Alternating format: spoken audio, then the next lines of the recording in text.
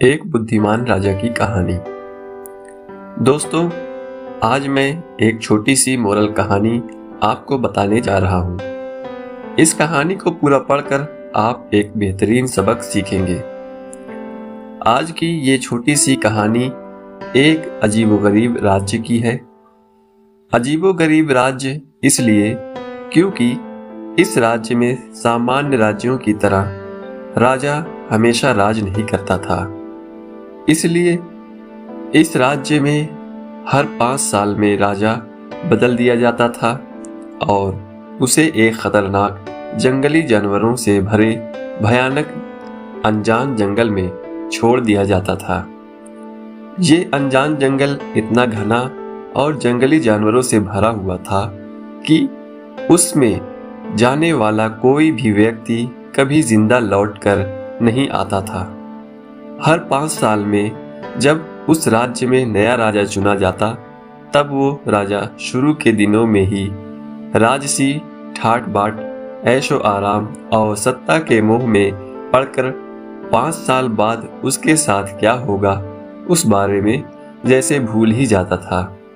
जैसे जैसे समय बीतता वैसे वैसे उनको मौत का डर सताने लगता और डर की वजह से वो सोचने समझने की शक्ति गंवा बैठते और उनके साथ भी वही होता जो उनसे पहले के राजाओं के साथ हुआ था।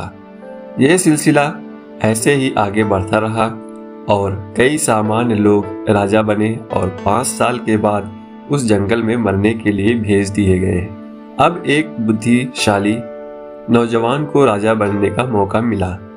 इस नए राजा ने बाकी राजाओं की तरह मौज शौक में समय नहीं खराब किया। उसने अपने भविष्य के बारे में विचार किया और उसे खुशहाल बनाने का निश्चय किया।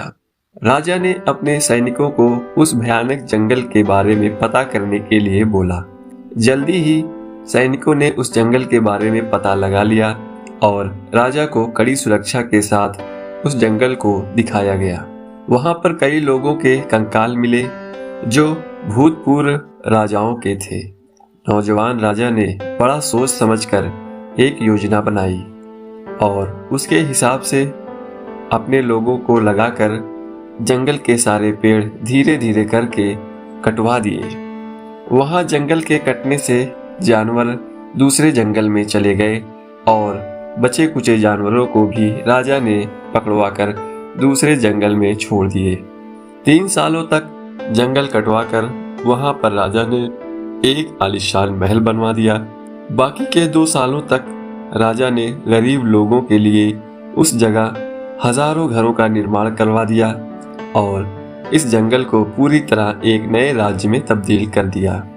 जब इस राजा को 5 साल का कार्यकाल खत्म हुआ तो नियम के मुताबिक उसे भी उसी जगह जहां पर पहले जंगल था और अब नया राज्य है भेज दिया गया।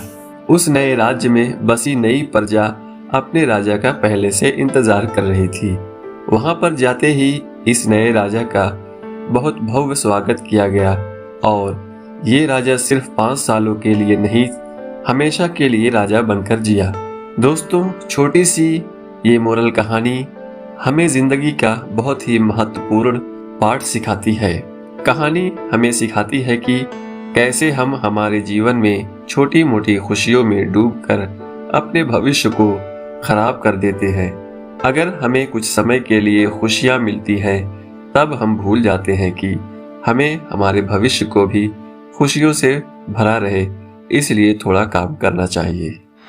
कहानी पसंद आई तो लाइक करें, चैनल को सब्सक्राइब करें और कमेंट में अपनी राय जरूर दें।